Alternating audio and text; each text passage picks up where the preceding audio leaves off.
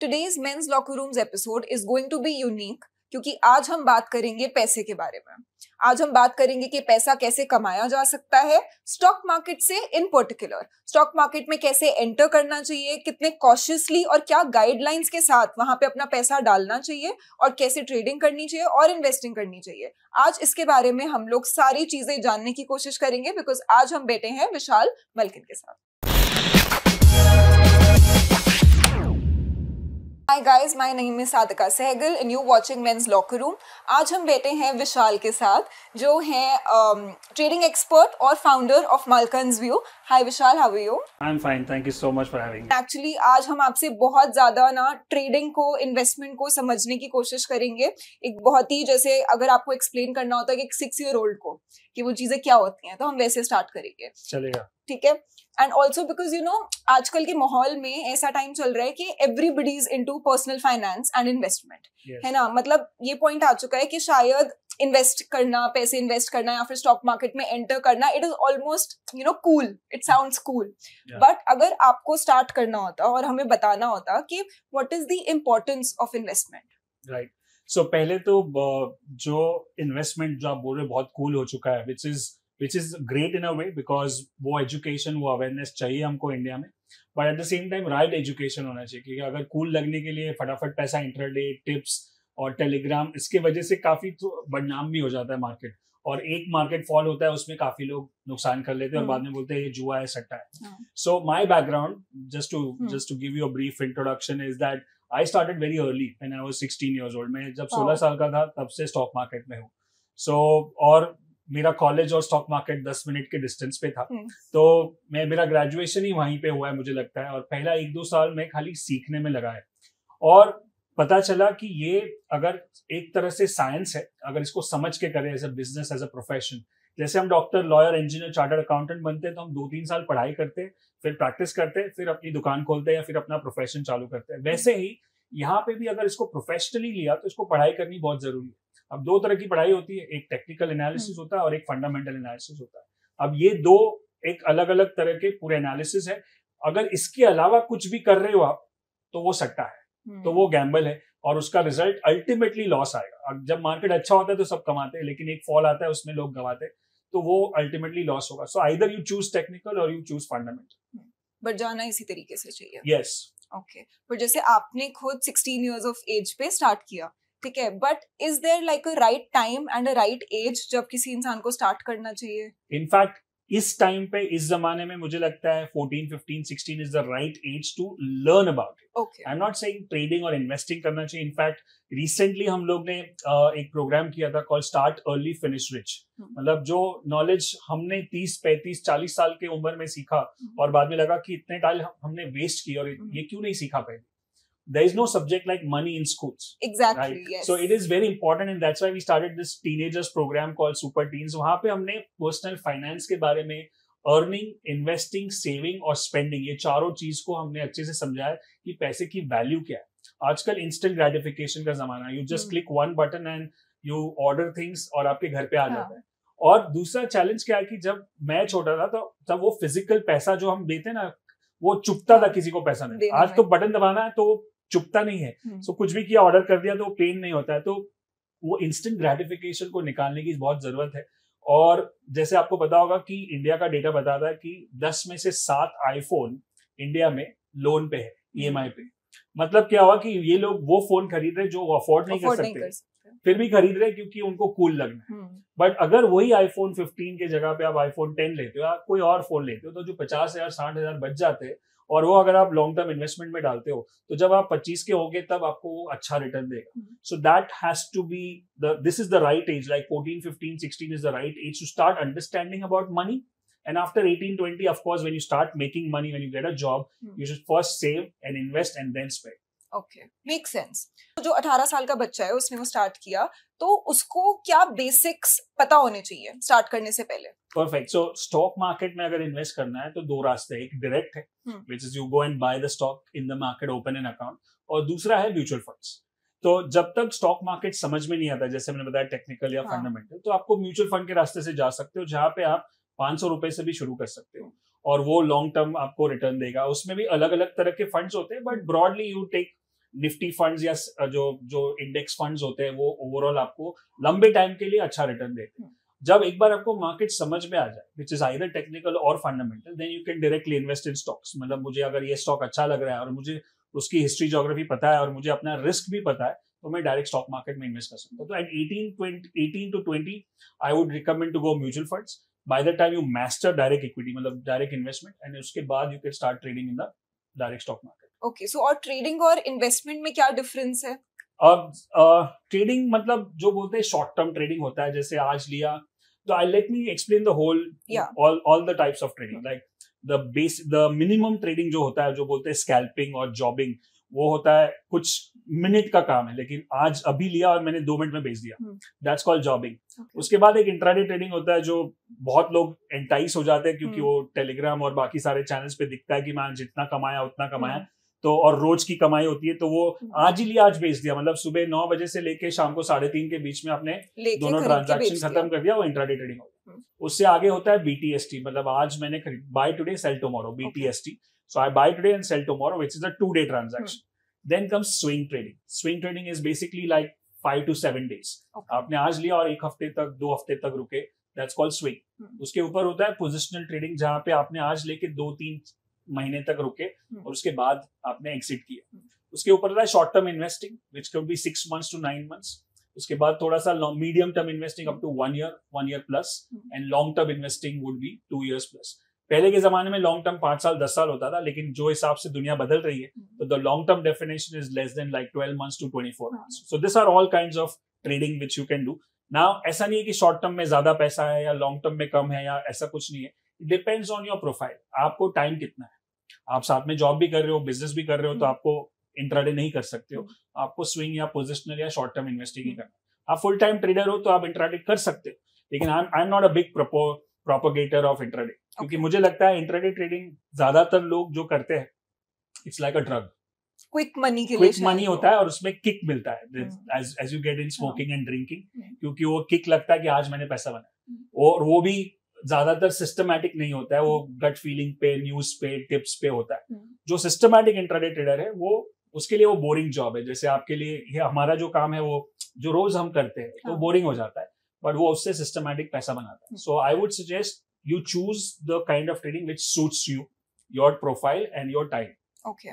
तो अगर जैसे हमने बात करी कि एक इंसान कॉलेज जा रहा है, उसके कोर्सेज हैं, दिन में वो क्लासेस अटेंड कर रहा है, उसके बाद कहीं पार्ट टाइम से वो थोड़ा बहुत पैसा कमा रहा है, या फिर फर्स्ट जॉब है, फर्स्ट जॉब में भी वो फर्स्ट जॉब में कितना ही इन हैंड आता है, राइट? और अगर बाय चांस वो अपनी फैमिली से दूर रह रहा है, तो रेंट भी है, सारी चीजें हैं, तो जितना अमाउंट उसके पास बचा है वो कम होगा। तो वैसे इंसान के लिए, वैसे एक यंग इंसान के लिए आप क्या सजेस्ट करोगे कि क्या बेस्ट है? Like how should he start his investing और trading journey? So you should always start with the medium term to long term investing. मतलब आप इंट्राडे सोचो ही मत, बट वही सबसे ज्यादा इंटाइसिंग लगता है, लेकिन मीडियम टर्म सोचो, क्योंकि आप समझो कि अगर आपको कोई क्रिकेट की लैंग्वेज में यूज करे, तो आप सीधा 20-20 नहीं खेलते, पहले आप रणजी ट्रॉफी, टेस्ट मैच, वो सब खेलते हो, फिर जाके, क्योंकि वो बहुत फास्ट होता है, उसमें डिसीजन मेकिंग बहुत फास्ट है। तो आप medium term to long term investing करो, और 1 या 2 शेयर भी खरीद सकते हो आप स्टॉक मार्केट में डायरेक्टली।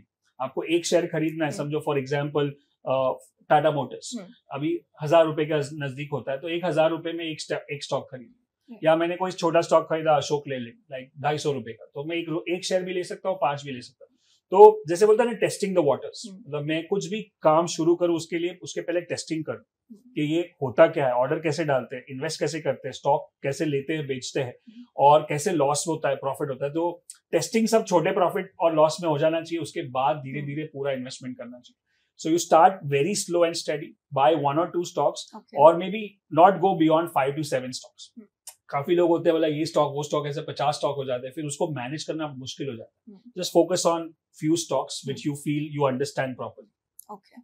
एंड इसमें बेसिकली जैसे अगर 30,000 रुपए कोई कमा रहा है, ठीक है, अगर मैंने स्टार्ट किया, मैं 30,000 रुपए कमा रही हूँ, what percentage of my salary should I start using first? So I just taught this to kids also and adults also कि जनरली क्या होता है कि इनकम माइनस एक्सपेंस, देन बचा कुचा है उसको सेव करते हैं या इन्वेस्ट करते हैं। हमारा फॉर्मूला क्या है, जो बड़े बड़े दिग्गज इन्वेस्टर्स भी बताते हैं कि जब इनकम होता है minus investments is equal to expense. मतलब पहले इन्वेस्ट कर लो, पहले निकाल लो, सेव करना है, इन्वेस्ट करना है, उसके बाद। अब ये 30,000 का figure is like depends on how much is your expense. मान लो कि आपका 50% खर्चा है, जो भी घर चलाने का खर्चा है, तो 15,000 निकल गया, तो और 15 में से मुझे लगता है एटलीस्ट 1/3 पार्ट तो इन्वेस्टमेंट में जाना ही चाहिए। 1/3 से ज्यादा होगा तो और भी अच्छा है।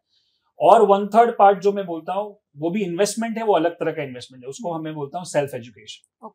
विच इज, समझो आपने बस 15,000 बचे तो 5,000 मैंने इन्वेस्ट कर दिए स्टॉक मार्केट में, और 5,000 में सेल्फ एजुकेशन, जैसे कोर्सेज है, सेमिनार्स है, वर्कशॉप्स है, बुक्स है, वो बहुत जरूरी है। और बाकी 5,000 you can use it for your spending और your hotel or shopping and all that stuff. That's how I would divide or I would advise people. Okay, तो ये तो हमने बाइफिकेशन सीख लिया आपसे कि अगर पैसा है तो पैसे को हम कैसे डिवाइड करके अपना इन्वेस्ट कर सकते हैं। सिमिलरली अगर मेरे को आपसे पूछना हो कि एक ऐसा यंग एग्जांपल लेते हैं, यंग बच्चे का एग्जांपल लेते हैं, वो अपना टाइम कैसे एलोकेट करे, कि उसको एक दिन में कितना टाइम इन्वेस्ट करना चाहिए ये करने के लिए। सो ऐसे बोलते हैं कि अगर आप 9 to 5 is your job, 9 to 5 and 9 to 6 is your where you make your living, and then 6 to 9 और 6 to 10 जो बचता है उसमें यू साइड हसल जिसको बोलते हैं, स्किल बिल्डिंग जिसको बोलते हैं। आज के जमाने में ये है कि स्किल, हाई इनकम स्किल्स बहुत सारे हैं। पहले का टाइम था कि जब मैं पढ़ाई कर रहा था तभी डिग्रीज थे कि डिग्री बहुत जरूरी है, डिग्री लेना, MBA हो, चार्टर्ड अकाउंटेंट हो या जो भी। आज डिग्री भी इंपॉर्टेंट है, बट उसके जगह पे अगर आप स्किल डेवलप करते हो, जैसे podcasting is a skill, trading is a skill, speaking is a skill, right. So ये स्किल्स, और इसके लिए आपको कोई स्कूल कॉलेज में नहीं जाना है, आप कोर्सेज कर सकते हो, आप यूट्यूब से भी कर सकते हो, आप यूडेमी से भी कर सकते हो, बहुत सारे ऐसे प्लेटफॉर्म्स है। और स्किल बिल्ड करोगे, अपने आप में इन्वेस्ट करो अपना टाइम, ताकि मैं एक हाई इनकम स्किल्स एक बार आ गई ना मेरे पास तो वो मैं कभी भी यूज कर सकता हूँ। So I would say that use at least you should have in a week, at least you should spend 15 to 20 hours. एक वीक में 168 घंटे होते हैं, 168 hours. I would go into minute details, like मैं चाहता हूँ कि जो भी आदमी ये देख रहा है कि time is one commodity which is non-renewable. Yes. पैसा गया तो वापस बना सकते हो, लेकिन टाइम गया तो वापस नहीं आएगा। तो वो 10 से 15 घंटे या 15 से 20 घंटे अगर स्किल बिल्डिंग में डाले, बाकी पढ़ाई चल रही है, कॉलेज चल रही है, स्कूल चल रही है या जॉब भी चल रहा है उसके अलावा, तो आगे जाके वो बहुत बड़ा रिटर्न देगा। बट डेटा क्या बताता है कि on an average, specially during Covid, एक आदमी ने 400 घंटे का OTT प्लेटफॉर्म देखा इन दैट लॉकडाउन पीरियड। 400 घंटे में 2 पोस्ट ग्रेजुएट डिग्री हो सकती है, 2। तो वही टाइम अगर हम निकाल दे, कुछ मतलब बोलते हैं ना कि अगर आपको कुछ बड़ा करना है तो आप 6 महीने, 1 साल, 2 साल के लिए अंडरग्राउंड हो जाओ, आप ये सारे सब्सक्रिप्शंस को बंद कर दो और अपने पढ़ाई पे, अपने सेल्फ एजुकेशन पे, अपने स्किल बिल्डिंग पे डालो, then you will have your dream life which nobody can even imagine about. So that's what I said, maximum time you should spend on educating yourself and skill building. कहते हैं ना कि कुछ पाने के लिए कुछ खोना पड़ता है, so I think sacrifice is also very important. Yeah. तो ऐसे में which are the basic skills जिस पे काम करना चाहिए लोगों को एंटर करने से पहले, कि एंटर करने से पहले ये स्किल्स हैं जो आप मास्टर करके या फिर नॉलेज लेके आप करो? Yes, so basically stock market में एंटर करने के लिए तो either you learn technical analysis or fundamental analysis and basic principles of finance, saving, spending, investing. और अगर मैं दोनों को डिफरेंस बताऊं, जैसे फॉर एग्जांपल फंडामेंटल एनालिसिस होगा। अब फंडामेंटल एनालिसिस में क्या कि अगर आप कोई एक कंपनी लेते हो तो उसका को पूरा हिस्ट्री, ज्योग्राफी हमको जानना पड़ेगा, उसका सेल्स क्या है, उसका मैनेजमेंट कैसा है, उसका प्रमोटर्स कैसे है, उसका फ्यूचर प्लान कैसा है, उसका गवर्नमेंट पॉलिसी से क्या फर्क पड़ता है, उसके कॉम्पिटिटर्स कौन है, ग्लोबल मार्केट क्या है। अब ये काफी कुछ हो जाता है और एक लेमैन के लिए बहुत मुश्किल भी हो सकता है, ओवरवेलमिंग हो सकता है। और ये कौन कर सकता है? जिसका फाइनेंस का बैकग्राउंड, मतलब जैसे MBA फाइनेंस हो गया, CFA हो गया, CA हो गया। बट अगर एक आम आदमी को ये सीखना है जो शायद फाइनेंस से रिलेटेड नहीं है, तो उसको टेक्निकल एनालिसिस सीखना चाहिए, जो हम सिखाते हैं हमारे कोर्सेज में, हमारे प्रोग्राम्स में। टेक्निकल एनालिसिस क्या है? Basically study of charts, graphs. जो आपने देखा होगा मूवीज अवेलेबल चैनल्स पे दिखता है और न्यूज़पेपर में और सब चार्ट्स दिखते हैं। बेसिकली स्कूल में हमने ग्राफ सीखा था, ग्राफ पेपर, वो ही चार्ट्स होता है। तो और वो उसमें क्या है, 3 ही तरह के ट्रेंड्स होते हैं, एक अप ट्रेंड होता है, एक डाउन ट्रेंड होता है और एक साइडवेज ट्रेंड होता है। अब ये ट्रेंड्स को आइडेंटिफाई करना है और उसके ऊपर से हम ट्रेड कर सकते हैं। ट्रेंड अगर चल रहा है तो उसके डायरेक्शन में जाना, अगर अप ट्रेंड है तो मुझे खरीदना है। जैसे अप ट्रेंड डाउन ट्रेंड में कन्वर्ट होता है, मुझे उसको एग्जिट करके शॉर्ट करना है, एग्जिट कर देना। तो ये ट्रेंड्स को समझना है और उसके लिए काफी सारी किताबें अवेलेबल है स्टॉक मार्केट पे, टेक्निकल एनालिसिस पे। और हमारे प्लेटफॉर्म पे, हमारे चैनल पे भी बहुत सारे वीडियोस और बहुत सारी चैनल्स पे बहुत सारे वीडियोस है, तो बेसिक्स तो आप कहीं से भी सीख सकते हो। सो एक बार आपको समझ में आएगा कि टेक्निकल या फंडामेंटल मुझे कौन सा पसंद है। फंडामेंटल का मैंने बता दिया, बहुत सारा चीज है, लेकिन अगर आपको इंटरेस्ट है और आप फाइनेंस बैकग्राउंड से तो वो भी अच्छा कर सकता है। लेकिन अगर टेक्निकल, आप कोई भी कर सकता है, एक होम मेकर भी कर सकता है, एक डॉक्टर लॉयर जो अकाउंट से कोई नाता नहीं है वो भी कर सकता है, और एक हमारे प्रोग्राम से किसान, ऑटो ड्राइवर, उबर ड्राइवर, स्टूडेंट्स, सब होम मेकर सब कर सकते हैं। ओके। और ट्रेडिंग में घुसने के लिए ब्रोकर होना जरूरी है?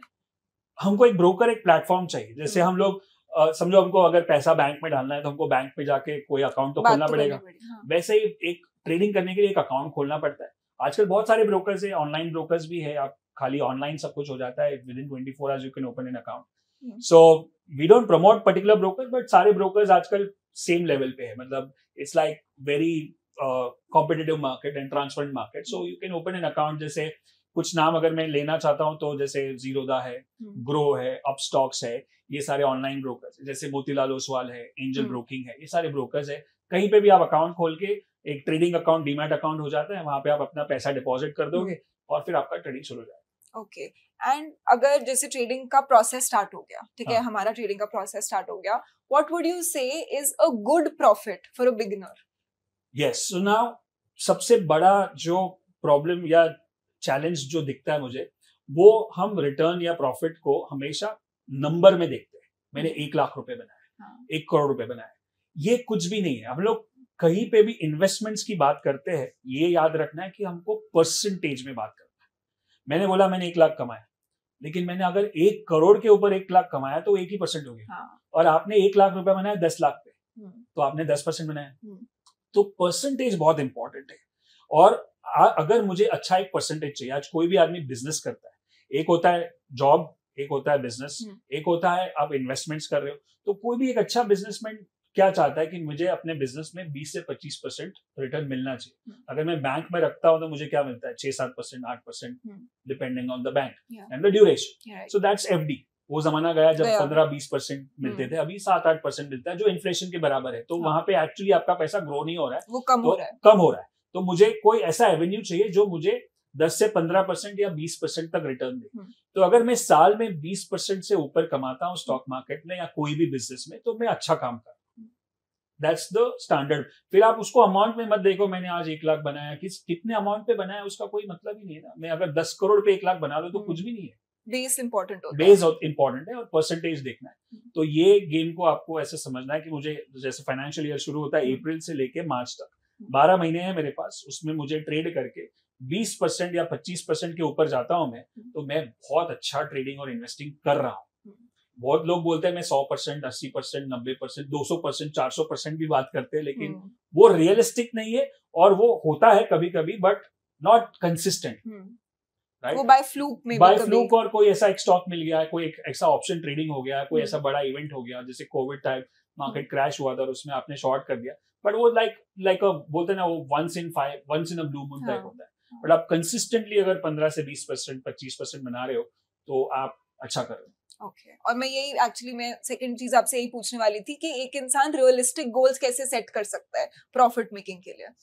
तो यही रियलिस्टिक गोल्स है। अगर आप शुरू कर रहे हो तो स्टार्टिंग में एकदम कंजर्वेटिवली ट्रेड करोगे, और आपको चाहिए कि वो बोलते हैं ना कि बीटिंग द बेंचमार्क और going about the FD rate. तो मुझे अगर बैंक रेट 8% चल रहा है, उससे ऊपर 12 या 15% भी मिलता है, तो मैं अच्छा रिटर्न कर रहा हूँ स्टार्टिंग में। और एक बार मैं सीजनड हो जाता हूँ, मुझे अच्छे से समझ में आने लगता है मार्केट क्या है, स्टॉक को कैसे सिलेक्ट करना है, एंट्री कभी करना है, एग्जिट कैसे करना है, ट्रेंड्स क्या है, पैटर्न्स क्या है, तो मैं 20-25% तक भी जा सकता हूँ। अगर मार्केट साथ देता है तो 50-60-70% भी हो सकता है। जैसे अभी 2022 was a very nice, like a nice 22 and 23 were a good trending year. तो उसमें मैंने यूएस ट्रेडिंग चैंपियनशिप में पार्ट लिया था, तो वहां पे मैं फ्यूचर्स एंड ऑप्शंस कैटेगरी में I stood like 4th with 81% return.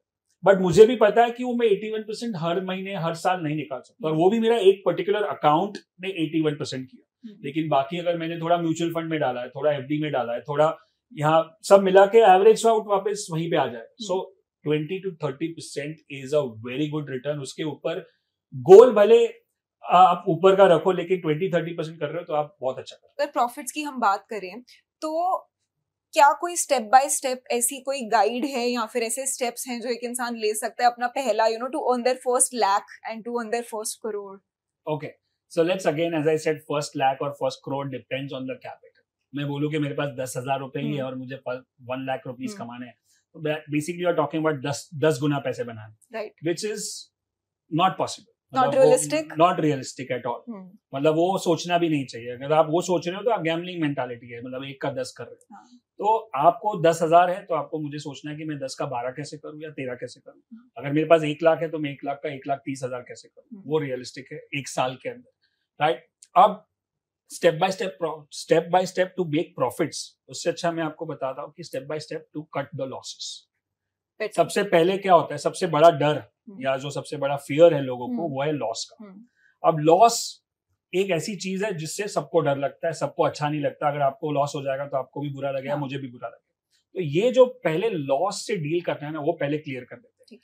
अब जब मैं 16 साल की उम्र में स्टॉक मार्केट जाता था, वो बड़ा जो टावर है वहां पे बॉम्बे स्टॉक एक्सचेंज, तो वहां पे जहाँ पे मैं जा रहा था जिस ऑफिस में, वहां पे मेरे अंकल, एक कजिन अंकल के साथ जाता था, और एक छोटे से रूम में कुछ 40-50 लोग ट्रेड करते थे, और वहां पे एक सीनियर अंकल थे जो उनको गाइड करते थे, एडवाइस करते थे.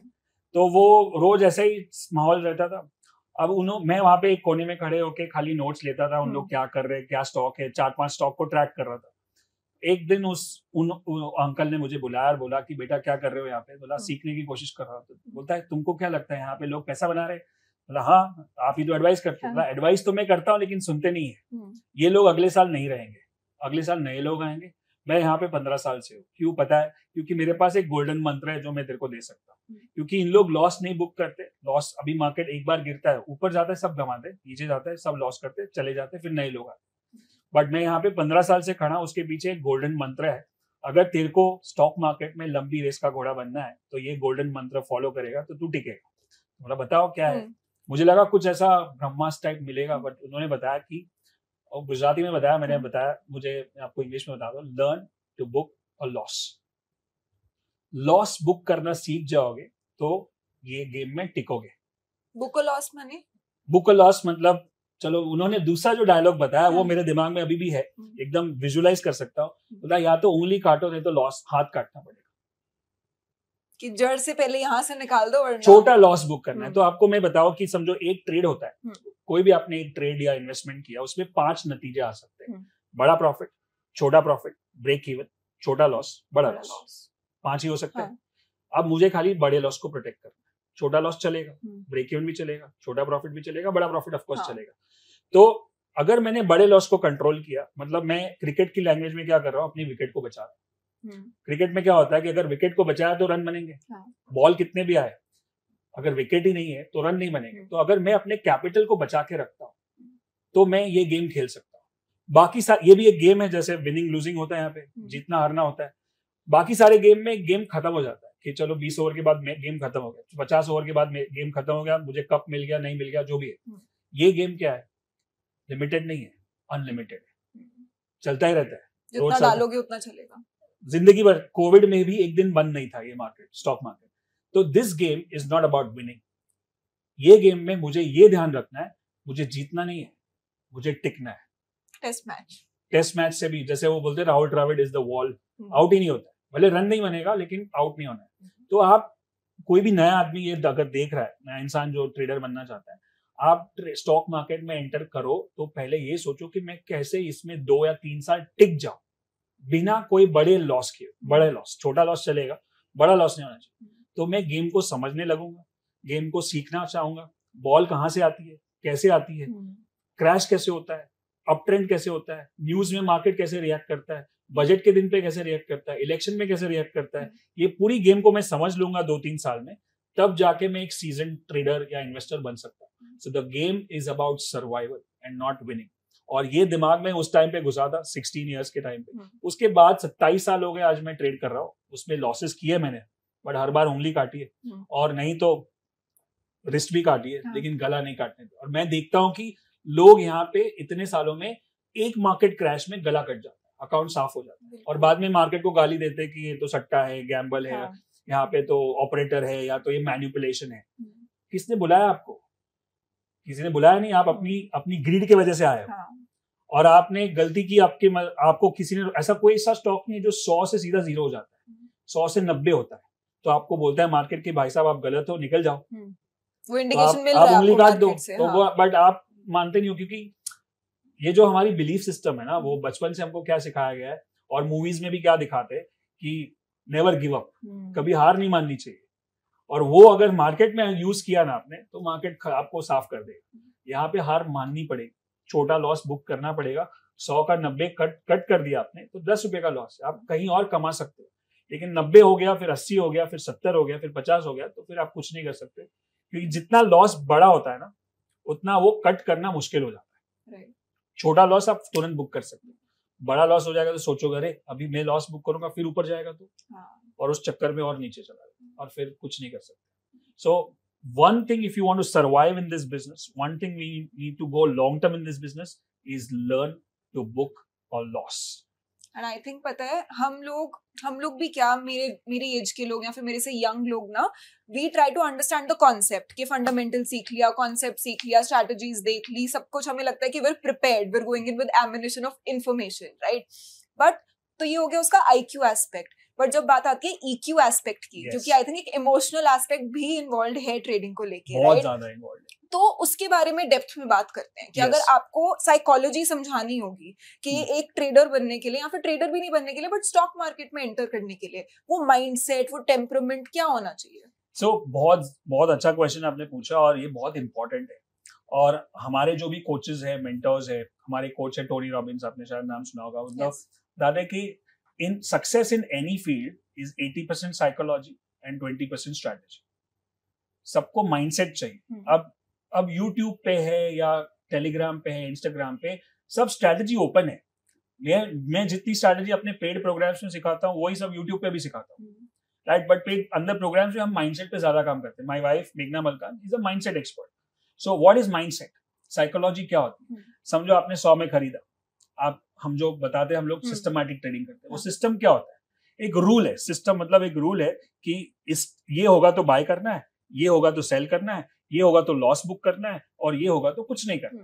तो ये सिस्टम को फॉलो करना। जैसे डाइट प्लान कैसे होता है आपका, कि ये काम करना है। अब डाइट प्लान करते करते क्या होता है बीच में, कि कहीं आप पार्टी में गए, कहीं घर पे कुछ अच्छा फंक्शन है, बर्थडे है, तो आप चल ठीक है, चल खा लेते हैं। तो प्लान पता है, लेकिन फिर भी फॉल आउट हुए, क्योंकि आपका माइंडसेट स्ट्रांग है कि मैं कंट्रोल कर सकता हूँ, और आप खा लेते हो। वैसे ही मुझे पता है कि मुझे यहाँ पे खरीदना और यहाँ पे बेचना है, तो मैंने 100 में खरीदा, अब वो ऊपर जा रहा है, 120 हो गया। अब आइडियली मुझे रुकना चाहिए, क्योंकि मेरा सिस्टम नहीं बता रहा है कि मुझे सेल करना है, वो शायद और ऊपर जा सके। फिर वो 140 हो गया, और आजू बाजू से लोग, फ्रेंड्स फोन करे, तेरे को 140 का प्रॉफिट हो रहा है, बुक क्यों नहीं करता है? तो आप बोलोगे नहीं मैं सिस्टम फॉलो करता हूँ। फिर वो 140 से थोड़ा सा नीचे आता है, 137 हो जाता है, तो आपको लगता है यार बुक करना चाहिए था, उसने सही बोला, तो आप बुक कर देते। तो अभी ये क्या हो गया, आपने साइकोलॉजी ब्रेक किया, और फिर कुछ दिनों के बाद वही स्टॉक 200 पे है। तो that's the role of psychology. You need to follow the rules and be discipline in those rules. एक रूल्स को समझना होता है और एक रूल्स को फॉलो करना होता है, बहुत वेरी इंपॉर्टेंट। दूसरी चीज, ये प्रॉफिट की हो गई। दूसरी चीज, अगर 100 में लिया और आपने बोला मैं 90 होगा तो निकल जाऊंगा, अब 90 हो गया, अब आपका फ्रेंड बोलता है पता है इसमें न्यूज आने वाला है, तो ये अभी इलेक्शन हो जाएगा, फिर ये स्टॉक ऊपर जाएगा, तो आप वेट करना चाहिए। तो आप वो बोलते हो चलो ठीक है रुक जाता हूँ, और फिर वो 80 हो जाता है, तो आपने रूल को ब्रेक कर दिया। तो ये साइकोलॉजी का रोल है, और ये डिसीजन मेकिंग जो है, हम जो स्लिप हो जाते हैं, रूल ब्रेक करते, क्योंकि माइंड स्टेबल नहीं। और माइंड को स्टेबल करने के लिए we do a lot of processes like meditation, और हमने एक्चुअली आर्ट ऑफ लिविंग, आपने सुना होगा, श्री रविशंकर जी, उनके सारे प्रोग्राम्स को हमने अपने ट्रेडिंग प्रोग्राम्स में कंबाइन कर दिया, कि जो भी हमारे साथ ट्रेडर बनेगा वो मेडिटेशन भी सीखेगा, क्योंकि अच्छा ट्रेडर बनने के लिए माइंड स्टेबल चाहिए, और माइंड स्टेबल तब होगा जब आप मेडिटेशन करते हो, राइट? और ऐसा नहीं है कि कोई आर्ट ऑफ लिविंग का कोई भी मेडिटेशन, मतलब माइंड स्टेबल होगा तो ही आप सही डिसीजन ले पाओगे, सही सोच पाओगे, और सही तरह से एग्जीक्यूट कर पाओगे। That's why mindset is very very very important. आपने खुद महसूस किया कि मेडिटेशन से फर्क पड़ा है आपके? बहुत फर्क पड़ा है। जस्ट लास्ट 3 साल से हमने आर्ट ऑफ लिविंग से टाई अप किया है, और जो हमारे प्रोग्राम्स चलते हैं, 15 साल से हम लोग इंस्टीट्यूट चला रहे हैं। लास्ट 3 साल के बाद जितने भी स्टूडेंट्स ज्वाइन हुए, उनका रिजल्ट बहुत बेटर होने लगा है, क्योंकि वो, और उनकी लाइफ में भी बदलाव, क्योंकि एक बार आप स्थिर हो जाते हो तो आपके पर्सनल लाइफ में जो चैलेंजेस है, आपका टेम्परामेंट है, आपकी फूड हैबिट्स है, आपका रिलेशनशिप है, वो भी बदलता है। तो अब जब हम प्रोग्राम को बात करते हैं तो हम लोग ऐसा नहीं बोलते कि ट्रेडिंग का programme, it's a life transformation programme. You are working on your mind, body and soul, तीनों पे काम करें और पैसा भी बनेगा। एंड वही वाली बात है ना, जैसे आप बहुत यू राइटली सेड कि प्रॉफिट्स तो हैंडल हर किसी से हो जाता है ना, प्रॉफिट आ रहा है, पैसा आता हुआ किसको अच्छा नहीं लगता, बट वो लॉस को हैंडल करना बहुत ज्यादा डिफिकल्ट होता है। तो एक होता है कि लॉस समझ गए कि 100 से 90 हुआ, आपको समझ आ गया कि यहाँ पे मेरा लॉस हो गया, market is telling me something, I should leave, but उसको प्रोसेस कैसे करें, उसको डील कैसे करें?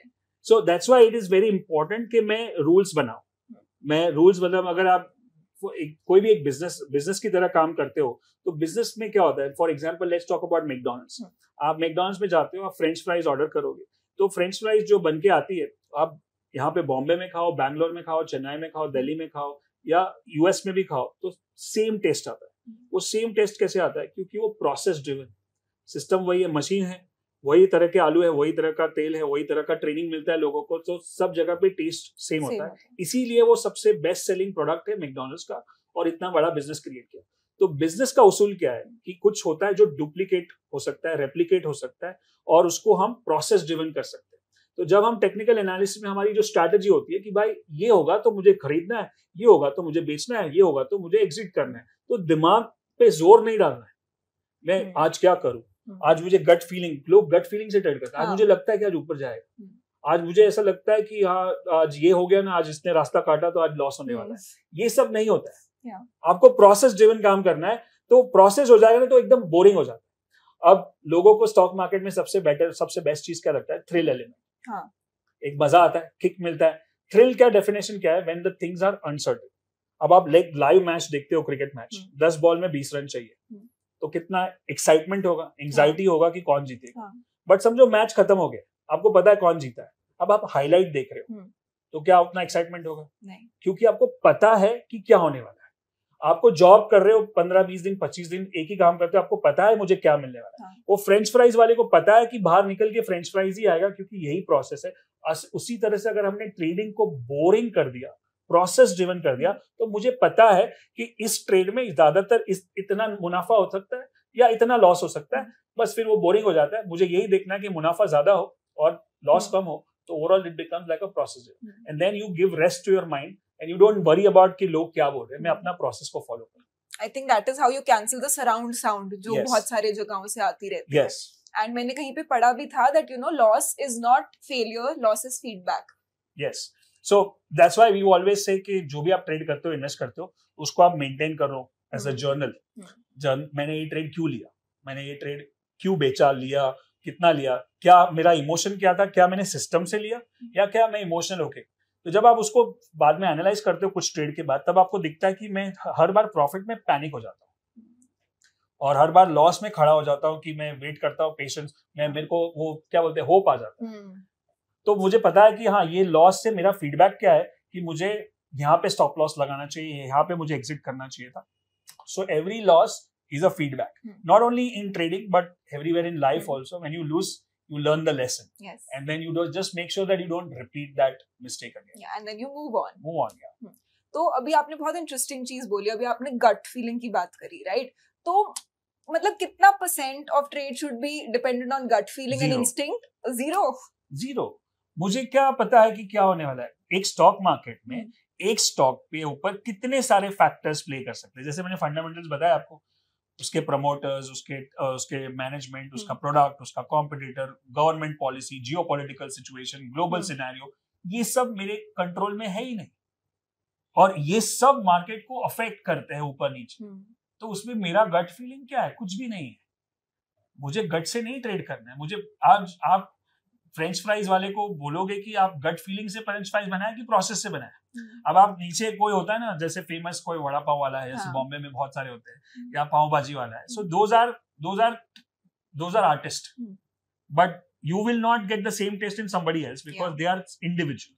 सो वो रिपीट नहीं कर सकता, और उस दिन जिस दिन वो बीमार हो गया उस दिन उसका काम बंद। लेकिन फ्रेंच फ्राइज चल रहा है क्योंकि वो प्रोसेस जो है। तो ये प्रोसेस आप समझ लो कि स्टॉक मार्केट को अगर कंसिस्टेंट रिटर्न चाहिए तो आपको अंदर से गट निकाल के, आर्टिस्ट गिरी निकाल के सिस्टमैटिक प्रोसेस करना है, ताकि मैं हूं और मैं नहीं हूं तो मेरी टीम है, मुझे उसको पता है कि ये होगा तो बाय करना, ये होगा तो सेल करना, मैं बाहर जाके आता हूं। तो वो भी वही डिसीजन लेगा, मैं भी वही डिसीजन लूंगा, तो वो प्रोसेस बता। एंड आई थिंक ये बहुत सिंप्लीफाई कर दिया आपने, लोगों के लिए समझना भी थोड़ा सा ज्यादा इजी हो जाएगा, बिकॉज वो जो डर आ जाता है ना, फॉर एग्जाम्पल जैसे कुछ सर्टेन वर्ड्स हैं जो हम स्टॉक मार्केट के साथ एसोसिएट करते हैं, ठीक है, तो एक एक करके उस वर्ड के बारे में थोड़ा सा डेप्थ में जाके समझने की कोशिश करते हैं कि ट्रेडर की साइकोलॉजी से उस वर्ड का क्या मीनिंग होता है। एक वर्ड होता है फियर। फियर तो फियर किसका होता है? लॉस का होता है, लॉस का, या फिर फियर ऑफ मिसिंग आउट भी होता है थोड़ा सा ट्रेडिंग में, है ना? तो वो जिसको हम लोग बोलते हैं फोमो, FOMO, बट हम लोग यूज करते हैं Jomo, Joy of missing out, कि ये एक ऐसा बिजनेस है जिसमें जैसे बोलते हैं ना, अब यहाँ पे स्टेशन दिख रहा है आपको, बोरीवली स्टेशन पे जाओगे तो आपको चर्चगेट की ट्रेन मिलती है, और अगर आप वो मिस कर दोगे तो 3 मिनट के बाद दूसरी आती है, अगर वो मिस कर दोगे तो 3 मिनट के बाद वापस आएगी, और वो मिस कर दोगे तो वापस 3 मिनट के बाद आएगी। वैसे ही है, अगर आप ट्रेड करते हो, आपको एक अपॉर्चुनिटी मिली स्टॉक, आपने मिस कर दिया, आप रुक जाओ, दूसरा कल आएगा। तो दिस अपॉर्चुनिटीज आर अनलिमिटेड। तो आपको फियर ऑफ मिसिंग, आप कभी भी ऐसा, ये ऐसा थोड़ा सीजनड और थोड़ा एक्सपीरियंस होने के बाद ही पता चलेगा, क्योंकि पहले मुझे भी लगता था अरे ये मिस हो गया, वो मिस हो गया, बट वो that's a good thing to have. We have problem of plenty. बाकी सारे बिजनेस में क्या होता है, कंपटीशन होता है, अपॉर्चुनिटी कम हो जाती है, एक दूसरे को खा रहे। यहाँ पे इट्स लाइक एन ओशन, आप जितना चाहे उतना कमाओ, मैं जितना चाहे उतना कमाओ, फिर भी कम नहीं पड़ेगा, बहुत है। तो अगर वो माइंडसेट आ गया ना, जो हम लोग अगेन हमारे माइंडसेट प्रोग्राम में, वो दूसरा जो हम सिखाते हैं इज अबाउट अबंडेंट माइंडसेट, कि बहुत है और बहुत कुछ अवेलेबल है, जब मुझे चाहिए तब मैं ले लूंगा, फियर ऑफ मिसिंग आउट निकाल के आराम से। अगर ये ट्रेंड चला गया, समझो इलेक्शन के बाद मार्केट ऊपर चला गया, अरे मेरा मिस हो गया, कुछ वादा नहीं, नेक्स्ट ट्रेंड पकड़ लेगा, ट्रेंड ऊपर नीचे चलता ही रहेगा, मार्केट चलता ही रहेगा, कभी बंद नहीं होगा। So just relax and wait for the next opportunity. And I think this gets us to the next word which is regret. तो वो सेम, सेम लिंक हो गया। यस, सेम लिंक हो गया। और तीसरा जो सबसे इंपॉर्टेंट होता है वो है ego. Ego of a trader, if you have to break it down for us. Ego मतलब अगर मैंने 100 रुपए में खरीदा और 90 हो गया, तो मार्केट आपको बोल रहा है कि भाई साहब आप गलत हो, और अगर आप गलत हो और वो एक्सेप्ट नहीं करते हो कि मैं 90 में लॉस बुक कर लूं, और भी रुक जाते हो, मतलब आपको ईगो है कि आपको मार्केट से ज्यादा पता है, राइट? तो आप रुक जाते हो, नहीं ये तो ऊपर ही जाएगा, और फिर वो 80 हो जाता है, तो मार्केट आपको फिर से बोलता है कि भाई साहब आप गलत हो, फिर भी आप लॉस बुक नहीं करते हो, क्योंकि जब भी आप 100 में लेके 90 में बेचते हो, it basically you are accepting your defeat, मतलब आप अपनी हार मान रहे हो। और एज अ ह्यूमन बीइंग, इंसान, हम सब लोग वायर्ड है कि हम जल्दी हार नहीं मानते, और वो जब भी हार मानते तो ईगो को हर्ट होता है। बट जो ट्रेनिंग हम देते हैं और हमने ली भी है, इज दैट यहाँ पे ईगो का कोई काम नहीं। अगर आप ईगो रखोगे तो मार्केट आपके ईगो के छोटे छोटे टुकड़े कर देगा, और वो होता है सबके साथ, मेरे साथ भी हुआ है। सो आप जितना हो सके उतना हम्बल बनना चाहिए, कि यहाँ पे आपको अपनी मिस्टेक, हार माननी पड़ेगी। And once you become a better trader, you know what we have learned is, once you become a better trader, you also become a better human being. Yeah, because एक बार वो हार मानने की और सॉरी बोलने की हमको आदत नहीं होती है। मैं क्यों सॉरी बोलूं, मैं क्यों हार मानूं, मैं क्यों ये करूं। यहाँ पे हम हार मान लेते 100-90, भाई साहब मेरी गलती हो गई, मैं कल वापस आऊंगा दूसरा ट्रेड लेने को। तो ये बहुत मुश्किल से आया है, और वही हम सिखाने की कोशिश करते हैं। मैं भी एक टाइम पे बहुत शॉर्ट टेम्पर्ड था, बट अभी वो बहुत कम हो चुका है, क्योंकि मार्केट ने ईगो को चॉप करके तोड़ दिया कंप्लीटली, एकदम हम्बल बना दिया कि आप कुछ नहीं हो, मार्केट आपको एक दिन में पछाड़ सकता है अगर आपने ईगो रखा तो that's the way you have to deal with your ego. I didn't know कि stock market can teach humility so much. once you start trading you'll understand actually. And what are the, अभी आपने जैसे बोला जब आप एक better trader बन जाते हो, कैसे पता लगता है कि बेटर ट्रेडर बन गए और अब शायद जितना मैं साइड हसल में कर रहा था अब मैं मेन स्ट्रीम में आके कर सकता हूँ?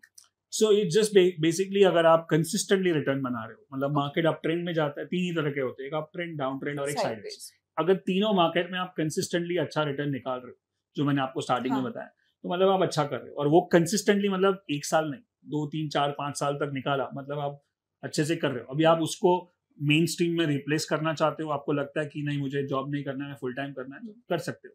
बट मेरा ऐसा मानना है कि हमेशा पैरेलल इनकम रखना चाहिए। हम लोग जो प्रोग्राम भी करते हैं, हम लोग बोलते हैं पैरेलल इनकम। आप जॉब भी करो, बिजनेस भी करो, या पढ़ाई भी करो, या फ्रीलांसिंग भी करो, उसके साथ साथ ये। कभी कभी क्या होता है कि मैं साइड में अच्छा कर रहा हूँ, जब मैं इसको फुल बना देता हूँ, फुल टाइम, तो मैं वहां में स्क्रीन के सामने बैठ जाता हूँ, फिर मैं वो इंट्राडे ट्रेडिंग करने लगता हूँ, फिर मैं वो बोलते हैं ना खुजली वाले ट्रेड्स करता हूँ। मैं सामने बैठा हूँ, कुछ काम नहीं है, तो चलो कुछ तो करना पड़ेगा। जब आप बिजी होते हो तो आप अपना ट्रेड डाल के भूल गए, मैं भी बिजी रहता हूँ, पॉडकास्ट कर रहा हूँ, वीडियो कर रहा हूँ, वेबिनार कर रहा हूँ या जो भी है, और मेरा ट्रेड डाल दिया, अगर मैं फ्री बैठा हूँ, सामने बैठा हूँ, अरे हाँ चल कर लेते, इचिंग होता है वो, तो वो बेटर है कि आप पैरेलल करो। तो trading is like slow burn, कि अपना करो, देखो, समझो और फिर आराम से करो, जल्दबाजी में। सामने बैठ के कुछ ज्यादा फायदा नहीं होने वाला है, और सामने बैठ के आप मार्केट को हिला नहीं सकते हो या अलग तरह से बिहेव नहीं करवा सकते। आप एक छोटी सी मछली हो स्टॉक मार्केट में, आपके बाय करने से सेल करने से मार्केट में कोई फर्क नहीं पड़ता। तो आप सामने बैठो ना बैठो, मार्केट वही करेगा जो उसको करना है। तो फिर क्यों टेंशन ले रहे हो? आप अपना काम करो, उसको अपना काम करने दो। आप अपना ऑर्डर डाल दो, आपका स्टॉप लॉस डाल दो कि मैं इसके नीचे अपना लॉस बुक कर दूंगा, बस। फिर और क्या कर सकते? Better way of doing it actually. तो आपसे अगर मैं पूछूं कि आपके एक्सपीरियंस में एक ट्रेड में आपने मैक्सिमम कितना प्रॉफिट अर्न किया? Is the same thing. अगर मैं कोई भी नंबर बोलूंगा उसके पीछे का कॉन्टेक्स्ट क्या है वही इंपॉर्टेंट है। बट आपका पर्सनल अगर आपको याद मैं पर्सनल बहुत सारे मैंने ट्रेड जो किए उसके वीडियोस भी बनाए, पूरा ट्रेड समझाया भी है, जो 8 फिगर तक भी गया, मतलब 1 करोड़ के ऊपर, 2 करोड़ के ऊपर। बट उसके पीछे कैपिटल भी उतना है। अगर मैं अभी बोल दूं ना कि मैंने 1 करोड़ बनाया तो लोग ऐसा हाँ 1 करोड़, बट उसके पीछे करोड़ 2 करोड़ का कैपिटल भी है। तो मतलब ऐसा नहीं बोल रहा हूँ कि मैं 200-300 टका बना। अभी लास्ट ईयर 2022 का जो मैंने बताया 81% रिटर्न जनरेट किया था। यूएस ट्रेडिंग चैंपियनशिप है, वहां पे मैं 4th रैंक पे था। बट मैं अगेन जैसे मैंने बता रहा हूँ कि वो पॉसिबल नहीं है हर साल का। मैं 20-25% कमाऊंगा साल का, 30 हो गया तो बहुत ही अच्छा है, और वो एक स्टैंडर्ड और एक अच्छा रिटर्न माना जाता है, और उसको कंसिस्टेंटली करना है। एक साल में 100% भी कमा लूं, लेकिन दूसरे 2-3 साल में 10%, 5% या लॉस में हो तो कुछ मतलब नहीं। उससे 25 से 30% इज द कंसिस्टेंट रिटर्न। और ये अगर कंसिस्टेंटली करोगे ना, तो बीच में आपको ऐसा एक मौका मिलेगा जो मार्केट देता है आपको, वो आपको एक अच्छा रिटर्न देगा। लेकिन आप चाहोगे कि मैं हर बार 100 करने जाऊं तो प्रॉब्लम हो। तो एक्सपेक्टेशंस को रियलिस्टिक रखो और फिर पूरी मेहनत से काम करो, अपने आप आपको वो रिवॉर्ड देगा। और मार्केट सबसे बड़ा रिवॉर्ड किसको देता है? जो सबसे ज्यादा पेशेंट है। जैसे बोलते हैं ना, market is a mechanism of transferring money from the impatient to the patient. Very nice. तो ऐसे में जब प्रॉफिट्स आने लग जाते हैं, ठीक है, तो प्रॉफिट्स में कितना परसेंटेज रीइन्वेस्ट करना चाहिए और कितना विड्रॉ कर लेना चाहिए? इट डिपेंड्स अगेन कि क्योंकि आपको जरूरत कितनी है। अगर मुझे अभी कोई जरूरत नहीं है पैसे, मतलब अगर मैं अभी स्टूडेंट हूँ तो मेरे को घर खर्च नहीं करना है। अगर मेरे पेरेंट्स है तो मैं जितना भी प्रॉफिट कर रहा हूँ मैं री इन्वेस्ट कर सकता हूँ। अगर मैं एक जॉब हुआ, मेरे पास लायबिलिटीज है, मेरे EMIs है और मेरे कुछ और खर्चे भी है, तो मैं उसमें से थोड़ा मतलब 20-25% निकाल सकता हूँ ताकि मैं उसको यूज कर सकूँ और बाकी सबको वापस री इन्वेस्ट कर सकूँ। दूसरा एक तरीका ये भी हो सकता है कि जो भी आप ट्रेड करते हो या इन्वेस्ट करते हो, उसमें से जो प्रॉफिट होता है उसमें से वापस एसेट बाय कर सकते हो। लाइक आपने म्यूचुअल फंड में डाल दिया, आपने स्टॉक में से कमाया और लॉन्ग टर्म म्यूचुअल फंड में डाल दिया। आपने स्टॉक में से कमाया और लॉन्ग टर्म स्टॉक खरीद लिए जो 2-3 साल तक रुके। आपने स्टॉक में से कमाया और अच्छा खासा कमाया तो आपने प्रॉपर्टी में इन्वेस्ट कर दिया। आपने स्टॉक में से कमाया और थोड़ा बहुत गोल्ड भी ले लिया, अगर आपको समझ में आता है तो, आपको जरूरत है as a female, if you need that, so that can be one more avenue to do it. Okay, I think बहुत सारे यंग लोग ना वहां पे कंफ्यूज हो जाते हैं कि वो ये नहीं समझते कि उनको जितना प्रॉफिट आ रहा है उससे हम आगे और इन्वेस्टमेंट सिक्योर कर सकते हैं अपनी। वो समझते हैं कि चलो ठीक है, यहाँ पे मैं थोड़े से पैसे कमा के एक बाइक खरीद लूंगा, मैं ऐसी चीज कोई और खरीद लूंगा। इंस्टेंट मतलब एक चीज होती है जो हम लोग बच्चों को भी सिखाते हैं, it's called need versus want. आपकी जरूरत क्या है और आपकी चाहत क्या है। अगर आपको कोई भी चीज जो है, समझो जो आपने बाइक का एग्जांपल दिया, उसमें मेरा एक ही जो हमारे फाइनेंस गुरुज ने मुझे सिखाया है कि you should bye all this stuff, when you can buy two you should buy one.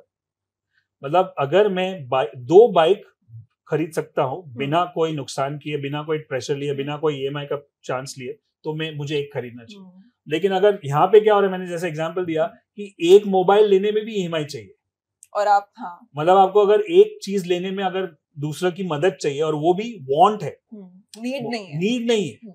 Need अलग हो गई, मुझे फोन चाहिए तो एक सादा फोन में 20,000 का भी ले सकता हूँ और मेरी नीड है वो मैं खरीद सकता हूँ। लेकिन मेरी वांट 1.5 लाख का फोन लेने का है, तो अगर वो मैं 1.5 लाख, मेरे पास 3 लाख रुपए होगा, मैं 2 फोन खरीद सकता हूँ, तभी मुझे एक खरीदना चाहिए। ये गोल्डन काइंड ऑफ इक्वेशन है। अगर आप ये समझ जाओगे, when you can buy two you should buy one, that's the best way to take your finances in control.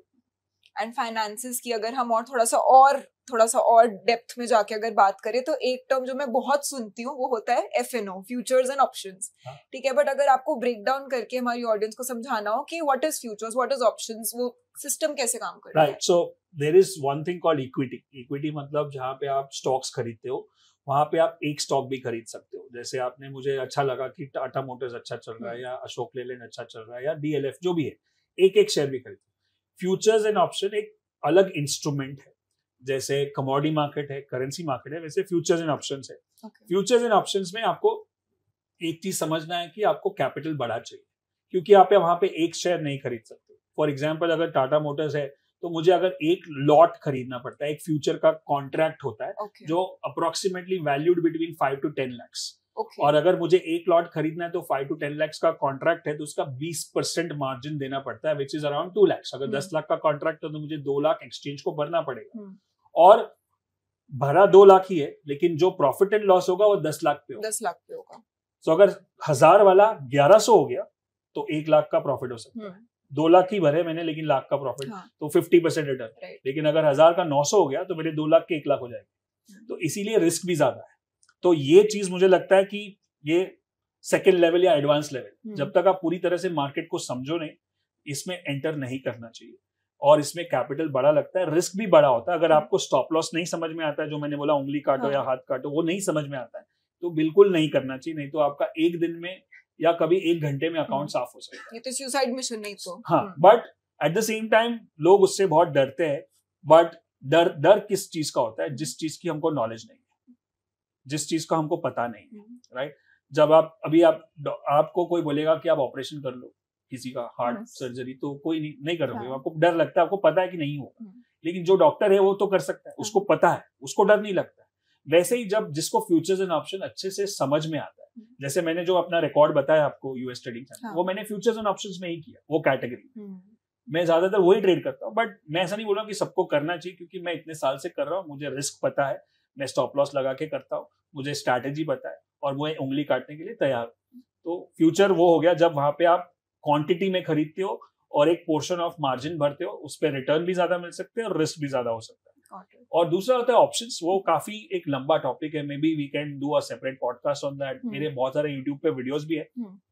But option एक ऐसा तरीका है जहां पे आप छोटे कैपिटल से एक अच्छा रिटर्न बना सकते हो, अगर आपको स्ट्रैटेजी बराबर से समझ में आता है.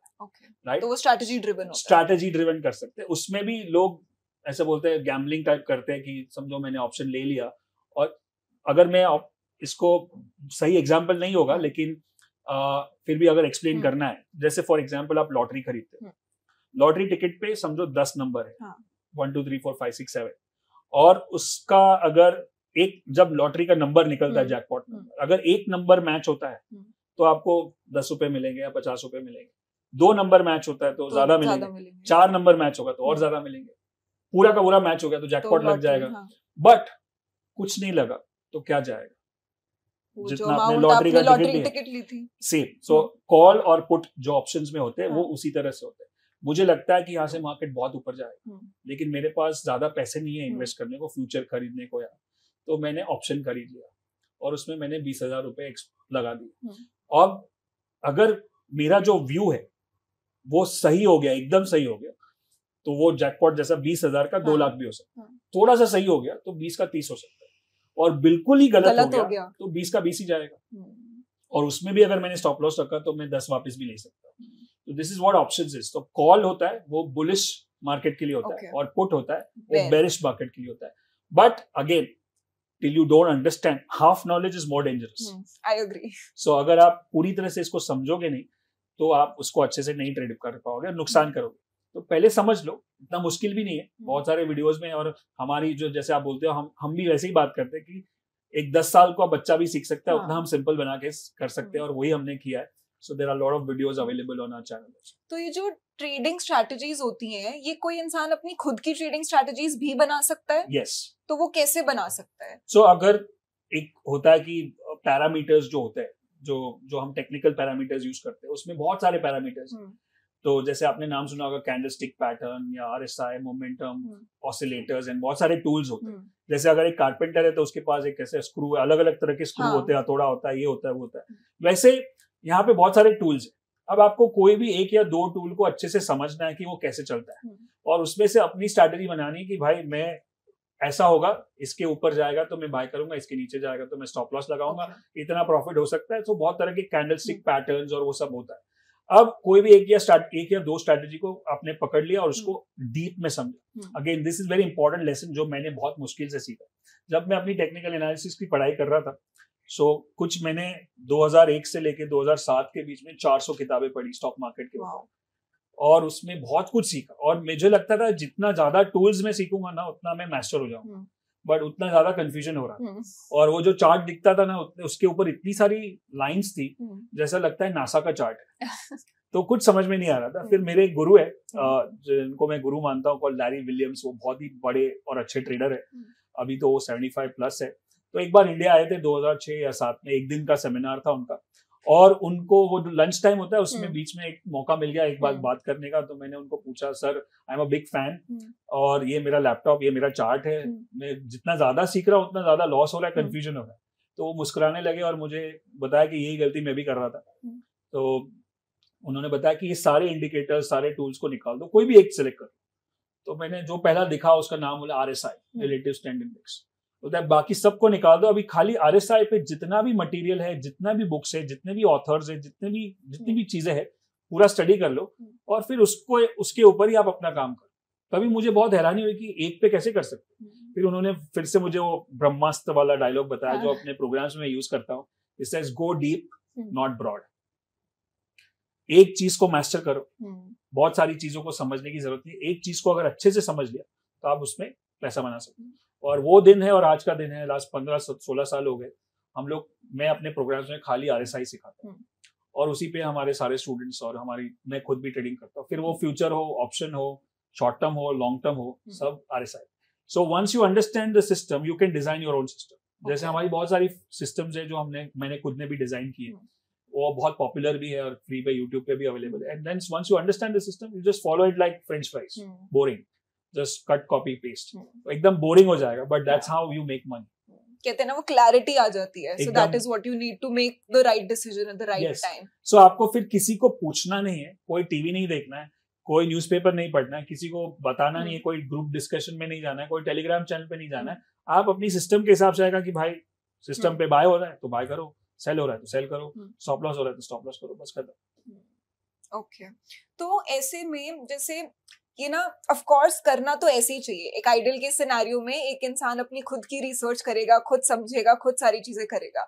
बट हम एक ऐसे एनवायरनमेंट में रहते हैं ना कि जहाँ पे हर दूसरा इंसान इंस्टाग्राम पे इज अ इन्फ्लुएंसर, राइट. हर कोई एडवाइस दे रहा है, हर कोई नसीहत दे रहा है, चाहे वो इंस्टाग्राम पे हो, चाहे वो एक कॉफी शॉप में दोस्तों के बीच में हो. तो ऐसे में कैसे समझा जाए कि किसकी बात या किसकी एडवाइस सुननी चाहिए और किसकी नहीं सुननी चाहिए? सिंपल है. आप समझो को आपको कोई मेडिकल एडवाइस चाहिए, कोई घर में कोई बीमार है तो आप किसके पास जाते हैं? डॉक्टर के पास जाते हैं. बाजू वाले को तो नहीं पूछोगे क्या करना है. भले बाजू वाला भी बोलेगा ये क्रीम लगा दे, ऐसा काढ़ा बना दे, बट उससे कुछ नहीं होगा, राइट. सो जो जिसका एक्सपर्ट है उसी से बात करनी है, राइट. अब बट हमारे कल्चर में क्या है, हमारे स्पेशली इंडिया में 3-4 टॉपिक ऐसे है. One is cricket, one is Bollywood, one is politics and one is stock market. ये चारों डिस्कशन सब जगह पे होते हैं openly.